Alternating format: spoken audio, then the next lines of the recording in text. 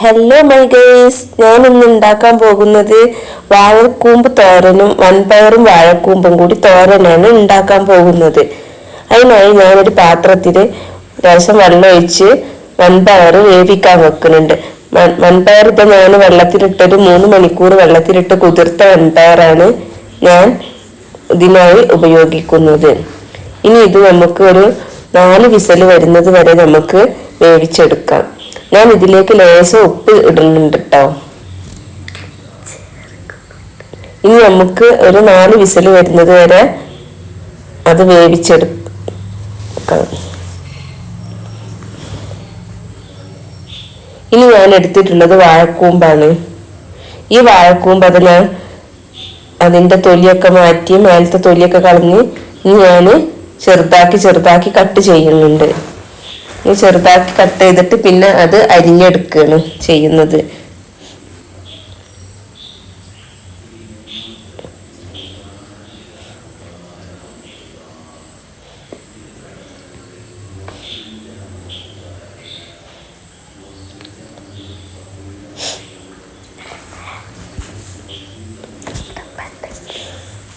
ഇനി അരിഞ്ഞെടുക്കുന്നുണ്ട്, ചെറുതാക്കി അരിഞ്ഞെടുക്കുന്നുണ്ട്. ഇതിനൊരു നേരിയൊരു കറ ഉണ്ട് കേട്ടോ.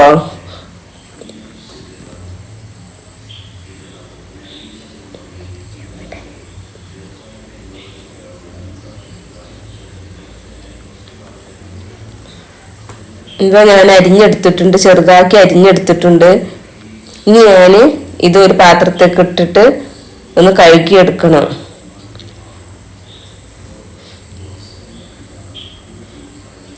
അതിനായി ഞാനിത് എടുത്തിട്ടുള്ളത് കഞ്ഞിവെള്ളമാണ് കേട്ടോ. കഞ്ഞിവെള്ളം കറ പോവാൻ വേണ്ടിയിട്ടാണ് കഞ്ഞിവെള്ളം എടുത്തിട്ടുള്ളത് കേട്ടാ. അത് കഞ്ഞിവെള്ളത്തിൽ നല്ലൊരു പ്രാവശ്യം കഴുകിയതിന് ശേഷം പിന്നെ പച്ചവെള്ളത്തിൽ 2 പ്രാവശ്യം കഴുകിയിട്ടാണ് ഞാൻ അത് എടുക്കുന്നത്. എന്നിട്ട് ഞാനത് ഒരു പാത്രം വെച്ച് അതിലേക്ക് ലേശം വെളിച്ചെണ്ണ ഒഴിക്കുകയാണ്. ഇനി ഞാൻ അല്പം കടുക് എടുത്ത് പൊട്ടിക്കാൻ പോവുകയാണ്.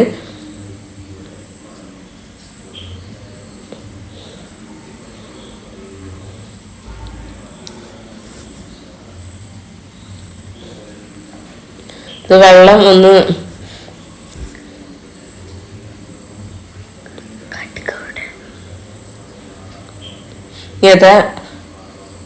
സ്വല്പം കടുക് എടുത്ത് പൊട്ടിക്കാൻ പോവുക.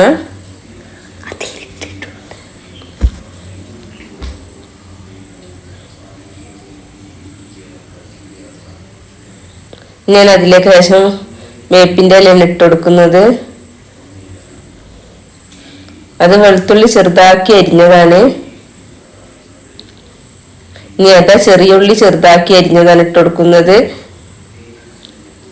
ഇനി പച്ചമുളക് ചെറുതാക്കി അരിഞ്ഞതാണ് ഇട്ട് കൊടുക്കുന്നത്. ഇതൊന്ന് വഴറ്റി കൊടുക്കാം. എരിവിനനുസരിച്ച് നമുക്ക് പച്ചമുളകിന്റെ എണ്ണം കൂട്ടട്ടോ. ഇത് നന്നായി വഴന്ന് വന്നിട്ടുണ്ട്. ഇതിലേക്ക് നമ്മൾ കഴുകി വെച്ച വാഴക്കൂമ്പാണ് ഇടാൻ പോകുന്നത്.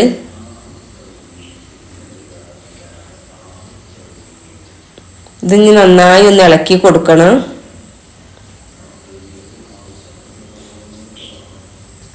ഇപ്പം നന്നായി ഇളക്കി കൊടുക്കുന്നുണ്ട്.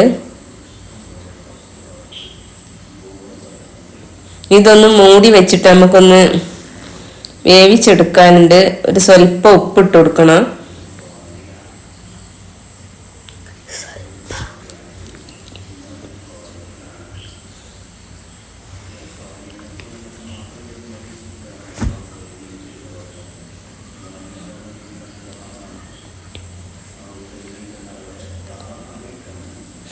ഇതൊന്ന് വേവിച്ചെടുക്കുക.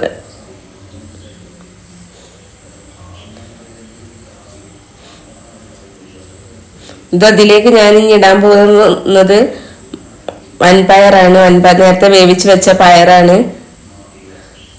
അത് നമുക്കൊന്ന് ഇട്ട് കൊടുക്കാം. അതൊന്ന് മിക്സ് ചെയ്ത് കൊടുക്കണം.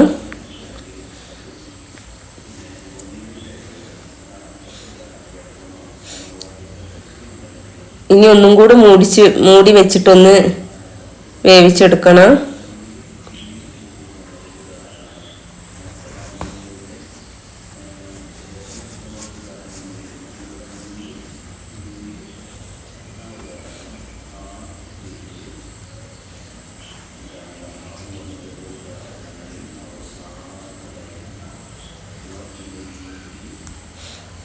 ഇതപ്പം നമ്മുടെ തോരൻ റെഡിയായി വന്നിട്ടുണ്ട്.